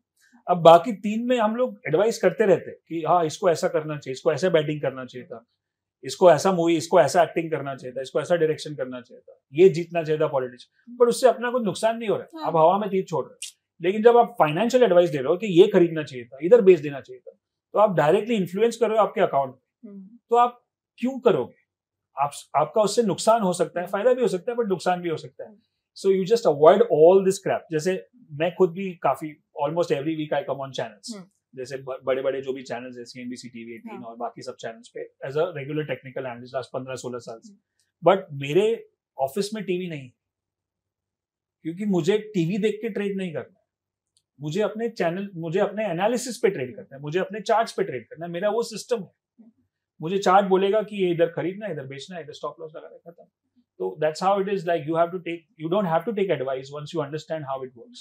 I think it's the opposite. जैसे लोग कहते हैं ना कि सुनो सबकी करो अपनी. I think सुनना भी नहीं चाहिए थोड़ा. सुनना भी नहीं चाहिए. जब तक आप इन्फ्लुएंस हो जाते हो ना, कोई बोल देगा अरे मैं सिस्टम फॉलो कर रहा, लेकिन कोई आके बोल देगा अरे ये देख ये होने वाला है, तो फिर आप सोचोगे हाँ. अगर आप ऐसा, इसीलिए तभी माइंडसेट ट्रेनिंग काम में आती है, क्योंकि आपको ना चाहे भी वो सब दिखेगा और सुनने पड़ेगा. तब आप माइंडसेट को कितना कंट्रोल रखता है कि मैं ये सब चीजों से अफेक्ट नहीं होने वाला हूँ, मैं अपना काम डिसिप्लिन से काम करूँ. एंड आई थिंक इन्फ्लुएंस से मेरे को वही वाला आपका एग्जांपल याद आया, टेलीग्राम फॉर एग्जांपल। अब वहां पे आए दिन बहुत सारे लोग स्टॉक टिप्स देते हैं, राइट? और वो स्टॉक टिप्स कितनी बारी सेबी रेगुलेटेड भी नहीं होती। तो अगर मैं आपसे ये पूछूं that is there a to do list before taking stock tips? Tips लेना ही नहीं चाहिए ना, टिप्स क्यों चाहिए, आप खुद ही सीखो। सो कोई भी टिप आप कह रहे हो कि टिप एज अ कॉन्सेप्ट ही, मतलब और टिप लेते भी हो तो मतलब आप डिपेंड कर रहे हो ना किसी और पे, और टिप सही भी हो सकती है, गलत भी हो सकती है। टिप देने वाला आपका नुकसान थोड़ी भरेगा, ना ही आपका प्रॉफिट भी लेके जाएगा, बट वो आप, ये रॉकेट साइंस नहीं है ना, आप थोड़ा सीख लो ना। मतलब ज्यादा से ज्यादा कितना, 6 महीना लगेगा, 1 साल, ये लाइफ लॉन्ग स्किल है। आप किसी और पे अपना पैसा डिपेंड कर रहे हो, और फिर लॉस होता है तो आप टिप वाले को गाली दोगे, प्रॉफिट होगा तो बोला अच्छा टिप है। फिर दो, और सबका गलत फेज आता है, सबके, ऐसा नहीं कि 10 में से 10 सही हो। अब मैं आपको एक सिंपल कैलकुलेशन बता रहा हूँ, अगर आप सिंपल स्ट्रैटेजी फॉलो करते हो, जो मैं आपको बात कर रहा हूँ, जैसे RSI का स्ट्रैटेजी, तो मैं 10 ट्रेड लेता हूँ और मुझे रिस्क रिवॉर्ड रेशियो पता होना चाहिए। रिस्क मतलब कितना मैं लॉस करूंगा, रिवॉर्ड सामने पोटेंशियल रिवॉर्ड कितना है, पोटेंशियल पक्का नहीं है कितना होगा, लेकिन रिस्क कितना है वो मुझे पक्का मालूम है कि 100 का 90 होगा तो मुझे निकलना है। तो मैं 1:3 रिस्क रिवॉर्ड रखता हूँ, मतलब 10 रुपए जाएंगे या तो 30 रुपया कमाऊंगा। So that's a proper deal, business deal. और मैं 10 ट्रेड करता हूँ और मुझे खाली 50% राइट होता है, 5 गलत 5 सही।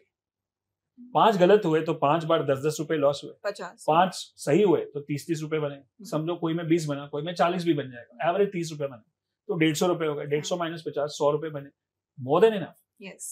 आपको 10 में से 10 सही होना ही नहीं, लेकिन अगर आपने टिप लिया और उसके जो 5 गलत होने वाले थे वही पहले 5 आपके निकले, तो आप बोले ये तो बकवास है, ये तो पागल है, तो मैं दूसरा टिप वाला लेता हूँ। और आपको पता नहीं है रिस्क कितना लेना है, स्टॉप लॉस तो नहीं मालूम है। लोग टिप भी लेते तो आधा अधूरा लेते, ले लेते, बाद में वो बोलेगा इधर स्टॉप लॉस लगा, वो नहीं लगाते। तो उससे अच्छा खुद पे ही काम करो ना, मतलब rather than giving the fish, I will give you the fishing net, you do it on your own. इसलिए हमारा कोई एडवाइजरी सर्विस नहीं है, but that's a big business of course, but we just teach you and you are on your own, you can do it on your own. तो ऐसा कोई ideal risk reward ratio है जिसको chess करना चाहिए beginner के लिए? For example अगर उसको अपना एनालिसिस करना है तो वो कुछ दिमाग में रखे।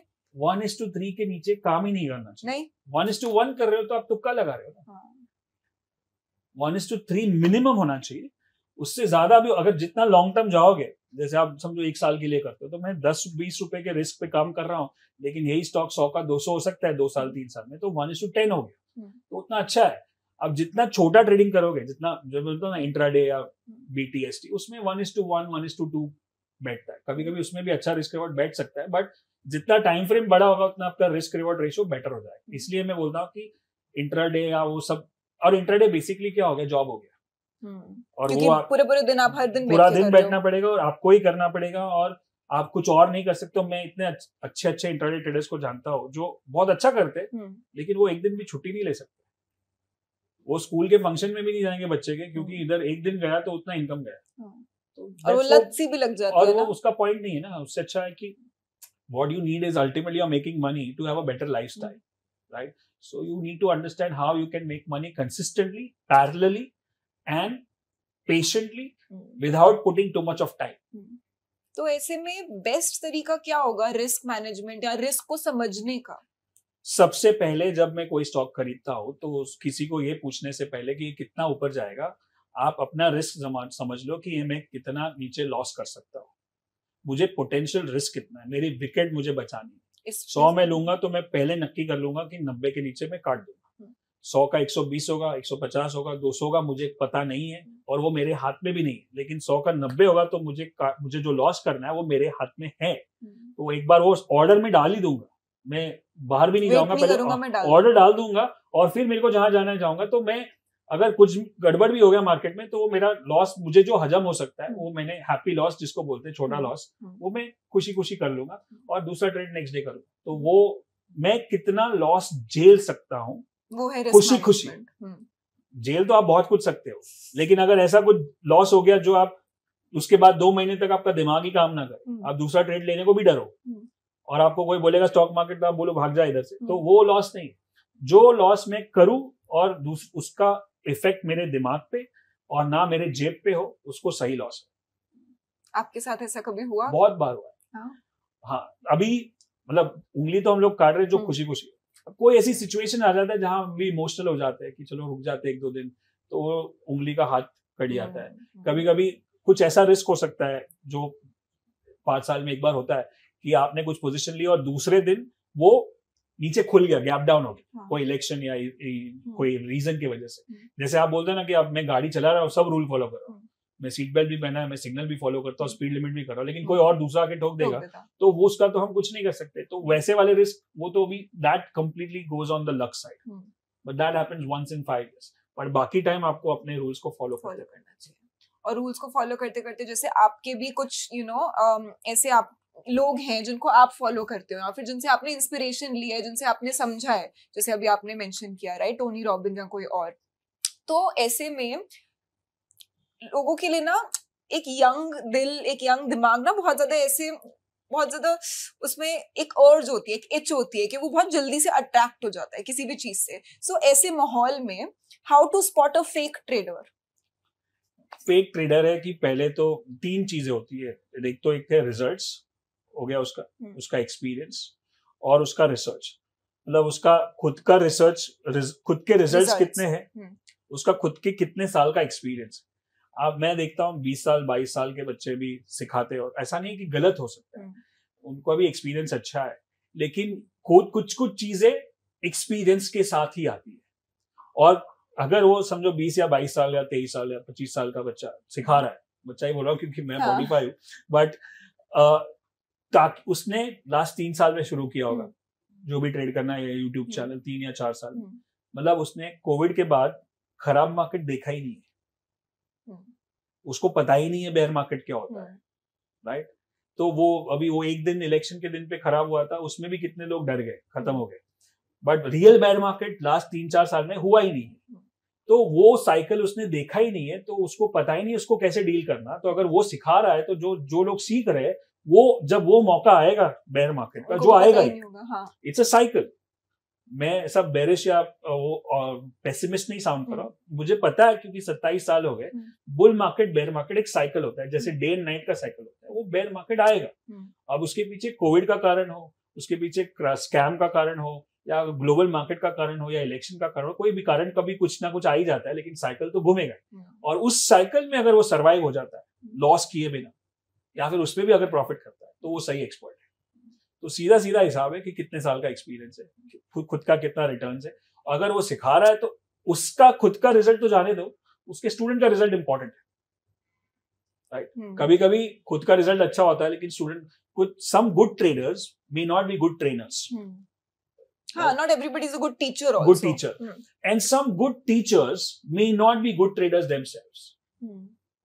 Right? आपको बताया कि हमारा जो हमने वर्ल्ड कप जीता 2011, Gary Kirsten coach, one of the best coaches, but he's not the best cricketer or the best sportsman or the best batsman, but he was a best coach. Right? So sometimes people judge you by your own, क्या इसने पैसा नहीं बनाया तो ये दूसरे को क्या सिखाएगा। So there's a misconception. So once you understand कि उसके स्टूडेंट्स कैसा कर रहे हैं, उसका एक्सपीरियंस कितना है, उसका रिसर्च कैसा है, और उसके जो भी जन को फॉलो करो, and that's what I call in my programs called one coach one approach.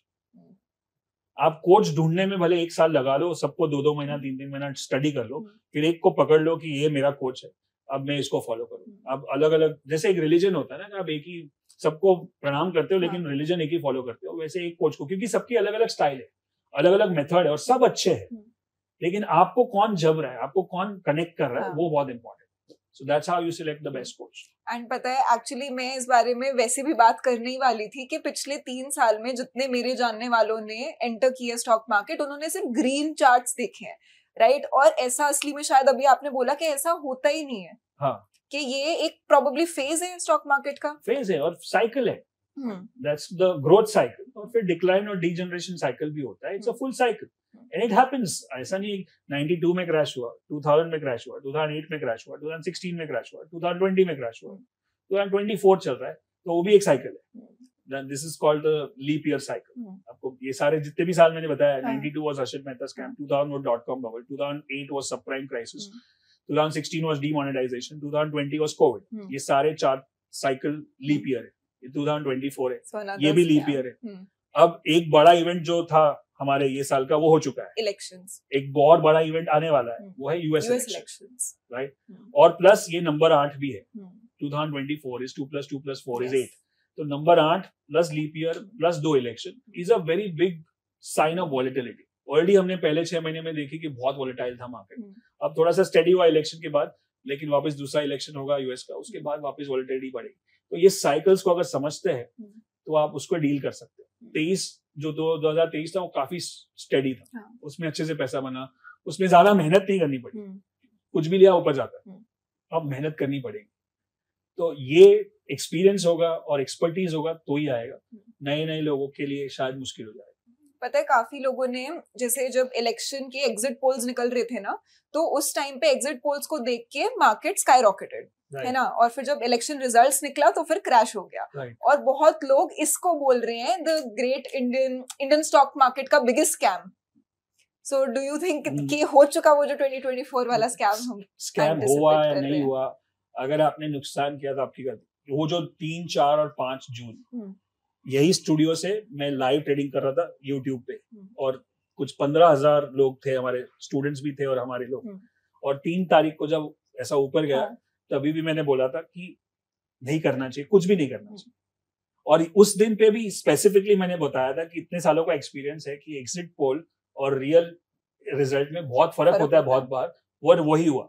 तो हमने हमारे स्टूडेंट्स को क्लियर इंस्ट्रक्शन दिया था कि 3 और 4 को कोई ट्रेड नहीं करेगा, और किसी ने कुछ भी नहीं किया।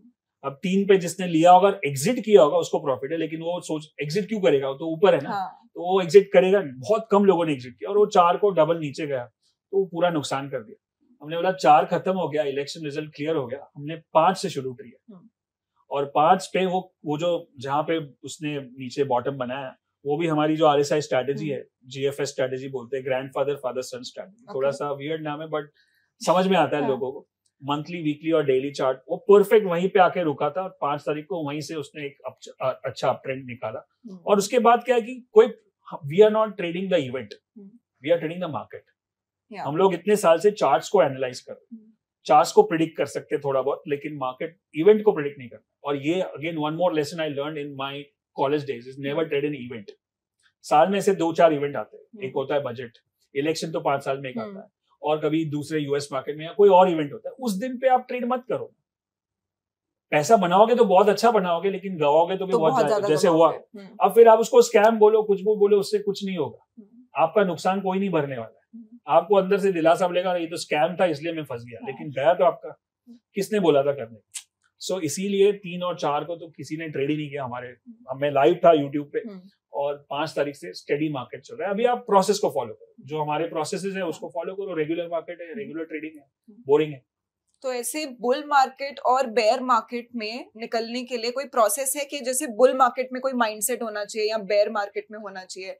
और उससे पहले आई वुड सजेस्ट और आस्क एक्चुअली रादर कि आप एक बार एक बुल मार्केट क्या होता है और एक बेयर मार्केट क्या होता है वो पहले समझा सकते हैं। Bull market basically when the markets are in an up trend. जो लास्ट कोविड के बाद जो भी हुआ 2021 से, हम लोग एक बुल मार्केट में, जहां से 10,000 निफ्टी से आज 23-24,000 तक हम पहुंच चुके हैं। मतलब हर बार ऊपर ही जा रहा है, बीच में छोटे छोटे करेक्शन आते हैं, छोटा डिप आता है और वापस ऊपर जाता है, which we call higher top higher bottom. मतलब टॉप भी नया बना रहा है और बॉटम भी हायर बना रहा है। और दूसरा है कि जब बेयर मार्केट होता है तो उल्टा होता है, लोअर टॉप लोअर बॉटम नीचे की तरफ होता है। सो जो बड़े बेयर मार्केट्स हुए हैं वो 92 में हुआ था हर्षद मेहता के टाइम पे, 2000 में हुआ था .com बबल में, 2008 में हुआ था सब प्राइम क्राइसिस पे, 2016 में थोड़ा सा हुआ था डिमोनेटाइजेशन, 2020 में कोविड में हुआ था, लेकिन वो सबसे शॉर्टेस्ट ड्यूरेशन का बुल मार्केट बेयर मार्केट, क्योंकि बहुत जोर से गिरा लेकिन तुरंत ऊपर आ गया, तो वो एक बेयर मार्केट था। बाकी उसके अलावा हमने बड़े बेयर मार्केट्स अभी तक देखे नहीं, जो शायद आने वाले टाइम हो सकता है 2025 में हो सकता है, या 24 एंड में भी हो सकता है, या 26 में भी हो सकता है, बट ये साइकिल है। तो जैसे दिन और रात है, बुल मार्केट बेयर मार्केट होने ही वाला है। आप हिस्ट्री ये मतलब ये नियम है मार्केट का, इसको हम डिनाई नहीं कर सकते, हिस्ट्री रिपीट्स इटसेल्फ। हाँ, और वो अगर वो समझ में आ गया तो आप बेयर मार्केट में भी अच्छा पैसा बना सकते हो using the futures and option strategy, but उसके लिए पहले गेम को समझना पड़ेगा। इसीलिए सबसे बड़ा एडवाइस वही है कि पहले सीखो। कोई घाई नहीं है पैसा बनाने की, मार्केट कभी बंद नहीं हो रहा है, आपके पास पूरी जिंदगी पड़ी है पैसा बनाने के लिए मार्केट से। पहले स्किल को हासिल कर लो, 2 साल भी निकालो, 3 साल भी निकालो, क्या फर्क पड़ता है, बाद में तो कमा सकते हो, right? So that's the main advice I would like. I think लोग गलत एडवाइस ले लेते हैं, वो वाली भी एडवाइस आती है ना कि 10,000 को 10 लाख बनाइए, ऐसे बनाइए, वो क्लिक बेट थंबनेल्स होते हैं ना, हम लोग भी कभी कभी यूज कर लेते हैं, वो यूट्यूब स्ट्रेटजी है, बट वो सही नहीं है, ट्रेडिंग स्ट्रेटजी नहीं है, ट्रेडिंग स्ट्रेटजी है, वो यूट्यूब स्ट्रेटजी है। वो 1 करोड़ का 5 करोड़ हो गया and all that stuff, that's not real, that's not possible. तो what do you think, what is possible? अगर मैं आपसे पूछूं कि 2024 में स्टॉक मार्केट प्रेडिक्शंस आपके हिसाब से? मेरे हिसाब से अभी जिस टाइम पे हम रिकॉर्ड कर रहे हैं, at the end of this month which is जून, यहाँ से मार्केट काफी स्टेडी है, और उसमें कुछ हम लोग जो हमारा फेमस अप्रोच है जिसको हम बोलते हैं top down approach. Top down approach मतलब कि हम लोग ग्लोबल मार्केट्स को देखते हैं कि यूएस का market, Asian market, UK market क्या कर रहा है, वो ठीक ठाक अभी सब काफी हाईस पे चल रहा है। फिर हम लोग देखते हैं निफ्टी, बैंक निफ्टी क्या कर रहा है, जो मेन मार्केट के जो इंडाइसेस है, निफ्टी और सेंसेक्स जो देखते हैं, वो हम जो सबसे ऊपर है उसको बोलते हैं हम लोग हेलीकॉप्टर व्यू। उसके बाद सबसे ऊपर जो है उसको बोलते हैं सैटेलाइट व्यू, उसके बाद जो होता है उसको हेलीकॉप्टर व्यू, उसके बाद एरियल व्यू। एरियल व्यू मतलब अभी कौन सा सेक्टर चल रहा है। अब बहुत सारे सेक्टर्स होते हैं, जैसे एफएमसीजी है, फिर आईटी है, रियल एस्टेट है, मेटल है, ऑटोमोटिव्स है, वो सारे में तो सेक्टर रोटेशन होता है, हर बार सेम स्टॉक्स नहीं चलते, सेम सेक्टर नहीं चलते। तो आज के तारीख में जो सबसे अच्छा सेक्टर चल रहा है, कुछ ऑटो सेक्टर चल रहा है, एफएमसीजी सेक्टर चल रहा है। तो ये जब मैं रिकॉर्ड कर रहा हूँ अब इसलिए मैं बता रहा हूँ कि ये मोमेंट पे हो रहा है। अगर 3 महीने बाद कोई ये वीडियो देख रहा है या 6 महीने, तो उस टाइम पे कुछ और चलता होगा, कुछ और सेक्टर होगा। तो इस टाइम पे ये 2-3 सेक्टर चल रहे हैं, विच इज एफएमसीजी, ऑटो, कुछ हद तक आईटी भी अच्छा चल रहा है, फार्मा स्टॉक्स चल रहे हैं। तो ये हो गया एरियल व्यू। अब ये एरियल व्यू से मुझे पता चला कि ये 3 सेक्टर में काम करना है, ऑटो, फार्मा और एफएमसीजी। तो उसके बाद में माइक्रोस्कोपिक व्यू पे आता हूँ कि ये 3 सेक्टर में से कौन से ऐसे स्टॉक्स है जो मुझे मेरे स्ट्रैटेजी में, मेरे फ्रेमवर्क में, मेरे सेटअप में सेट हो रहे हैं और उसको मैं ट्रेड करूँ। तो क्या है कि हम लोग 3000 स्टॉक होते हैं स्टॉक मार्केट में, वहां से नैरो डाउन करके हम लोग 25 स्टॉक पे आ जाते हैं, और फिर उसी 25 स्टॉक के अंदर से मुझे 5 स्टॉक में ट्रेड करना।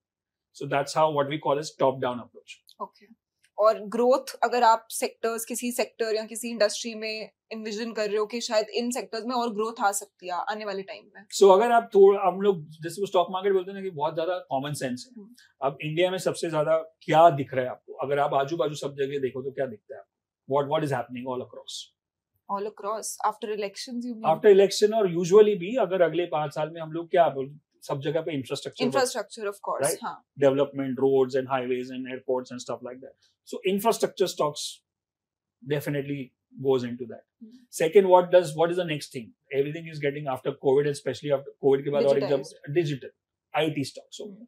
And तीसरा है कि अभी जो मेन ऑटोमोटिव स्टॉक्स में सबसे मेन क्या है? EV कार्स, इलेक्ट्रॉनिक कार्स जा रहे, और जो एनर्जी स्टॉक्स है जो जैसे बोलते हैं, अब जैसे लास्ट कुछ सालों में सब ऑटो स्टॉक्स काफी बढ़ चुके हैं।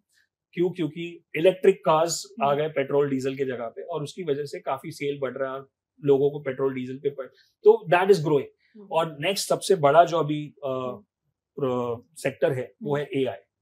सो जो भी कंपनीज AI रिलेटेड काम कर रही है, आर्टिफिशियल इंटेलिजेंस, चिप्स बना रही है या सेमीकंडक्टर बना रही है, जो भी बना रही है, वो स्टॉक्स। तो दिस इज कॉमन सेंस। अब ये सब मेरे सेटअप, मैंने मोटा तो बोल दिया क्या है, लेकिन वो स्टॉक अगर मेरे वो जो सेटअप है, मेरा RSI का जो सेटअप है, जो बाय सेल है, वहां पे एग्जैक्ट सेट होगा, और सबसे इंपॉर्टेंट मेरा रिस्क रिवॉर्ड रेशियो बराबर होगा, तो मैं उसको ट्रेड करूंगा।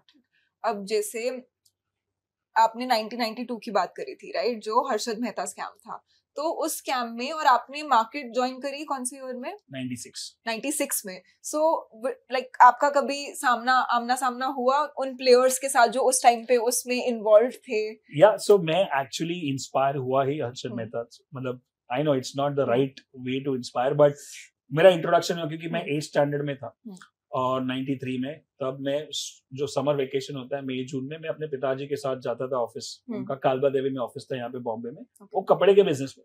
बट उस माहौल ऐसा था कि स्टॉक मार्केट की बातें हो रही थी सब जगह पे, तो मैं पिताजी को पूछता था ये क्या है, वो क्या है, इसका मतलब क्या, उसका मतलब क्या। तो उससे मुझे बहुत क्यूरियोसिटी हुई कि ये बहुत इंटरेस्टिंग है, और इसीलिए मैंने डिसाइड किया कि मेरे को यही सीखना है। तो 10th के बाद मैंने कॉलेज भी, मेरे बाकी सारे दोस्त किसी और कॉलेज में जा रहे थे, लेकिन मैंने बोला मेरे को यही कॉलेज चाहिए। तो वो भी सरप्राइज हो गए कि इसको ये कॉलेज क्यों चाहिए, क्योंकि उसके बाजू में ही स्टॉक मार्केट था, 10 मिनट वॉकिंग पे। तो 96 में, और मैंने पर्सनली एनकाउंटर तो नहीं किया, ऑफकोर्स मैं काफी सारे प्रोग्राम्स और सेमिनार्स में गया हूँ इतने सालों में, जहाँ पे बड़े बड़े दिग्गज लोगों से मैं मिला हूँ, और ऑफकोर्स मैंने जो लेट श्री राकेश झुनझुनवाला जी को भी देखा है, मैंने मिला हूँ। और मेरे रामदेव अग्रवाल जी है जो मोतीलाल ओसवाल के पार्टनर है, वो मेरे बुक में भी है, मतलब मैंने जो हमने किताब लिखी है उसमें उनका इंटरव्यू भी है। और बहुत सारे ऐसे लोगों से मिलना जुलना होता है, और वो इंस्पिरेशन है। और काफी यूएस के जो ट्रेडर्स हैं जो अभी इंडिया आते हैं, या मैं कभी यूएस जाके अटेंड करता हूँ प्रोग्राम्स, तो वो भी बड़ा इंस्पिरेशन, जैसे लैरी विलियम्स। तो अभी जैसे थोड़ी देर पहले आपने बोला था ना कि वो होना चाहिए कि वन कोच वन अप्रोच, तो अगर आपको अभी हमारे यंग ऑडियंस को अपनी एक वन अप्रोच देनी होगी या फिर एक वन स्टेटमेंट देनी होगी, तो क्या होगा? सो वन नहीं, मैं 2-3 स्टेटमेंट बताऊंगा। One is that one coach one approach. कोई भी एक कोच को सिलेक्ट करो, फिर उसको ही फॉलो करो। मेरी स्ट्रैटेजी अच्छी लगती है, मुझसे कनेक्ट होता है तो मेरी स्टार्ट, बट बाकी बहुत सारे ऐसे ट्रेनर्स हैं, ट्रेडर्स हैं, उनको फॉलो कर। दूसरा, गो डीप नॉट ब्रॉड, और ये लाइफ में भी काम आता है। मतलब कोई भी एक चीज में मैस्टरी करो, बहुत सारी चीजें करने मत जाओ। Jack of all trades master of none. तो एक चीज को मास्टर करो, फिर ट्रेडिंग में हो या कोई और बिजनेस में भी हो। सो एक मैस्टरी आ गई, so go deep not broad.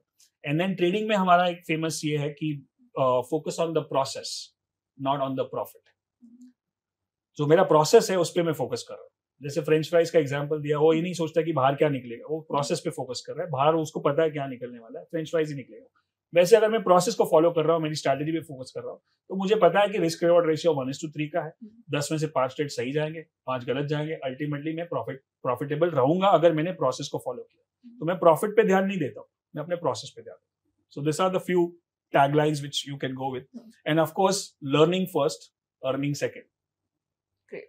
तो जैसे आपने बोला learning first and earning second, तो लर्निंग के लिए बेस्ट ऑप्शन आप क्या सजेस्ट करके जाओगे? मैं आपके सारे व्यूअर्स के लिए और सब्सक्राइबर्स के लिए नीचे एक लिंक देना चाहता हूँ, जहाँ पे वो रजिस्टर करेंगे तो उनको एक पूरा बेसिक कोर्स जो है स्टॉक मार्केट का, टेक्निकल एनालिसिस का, वो 30 डेज फ्री एक्सेस मिलेगा, ताकि उनका एकदम जीरो से स्टार्ट हो जाए। और अगर सीजनड है तो भी उनको बहुत कुछ समझ में आएगा, लेकिन अगर बेसिक कुछ भी नहीं पता है तो एकदम जीरो से सीख सकते हैं। तो ये जीरो से हीरो बनने की जर्नी हमें आपके साथ ट्रैवर्स करने में बहुत मजा आया। Thank you so much Vishal, it was lovely talking to you. Thank you so much. And for more information you can always come back on men's XP and you can visit Vishal's YouTube channel and the link is below.